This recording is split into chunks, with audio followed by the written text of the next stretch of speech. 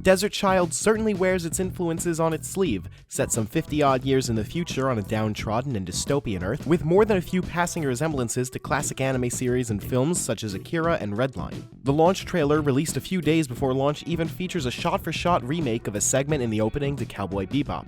Desert Child spends a lot of time putting its aesthetic flair front and center, which is a wise choice considering there's little else worth checking out in this game. Racing on futuristic hover bikes is the most exciting part of gameplay in Desert Child, and it certainly received more fine-tuning than anything else in the game. During a race, you'll need to dodge or shoot obstacles while being mindful of your boost meter to keep a lead on your opponent. If you run out of ammo, you'll need to boost ahead into a truck to reload, but scattered among the obstacles are floating TVs that can be boosted into to refill ammo or collect money. Chaining together multiple TVs is the key to skillful play, allowing you to save boost power for holding on to first place. And that's about it.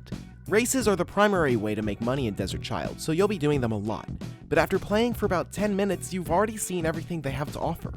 This would be fine if you didn't need to do them for very long, but this single gameplay concept is stretched way too thin over the course of a few hours.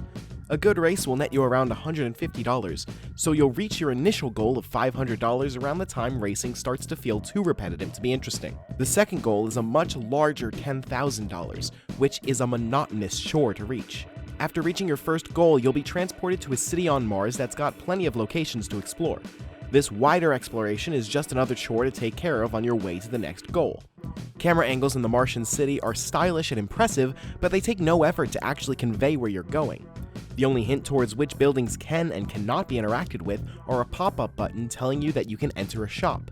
The art looks impressive, but every landscape is so over-designed that the locations and objects you're supposed to be noticing and engaging with don't stand out enough.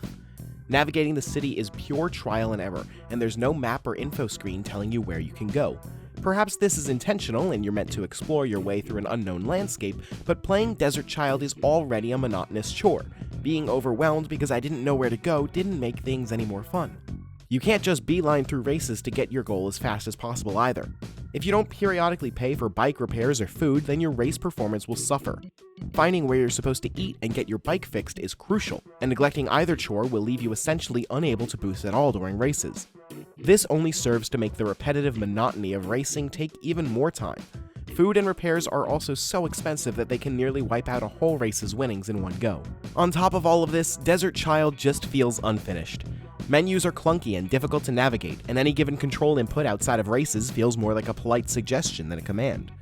One minigame, delivering pizzas, has money-filled TVs just like a regular race, but as far as I can tell, there's no way to break them open. Written text all feels like a first draft, with errors in punctuation and capitalization that aren't consistent enough to look like an intentional stylistic choice. The worst oversight of all was when I accidentally selected the option to start a new game on the pause menu.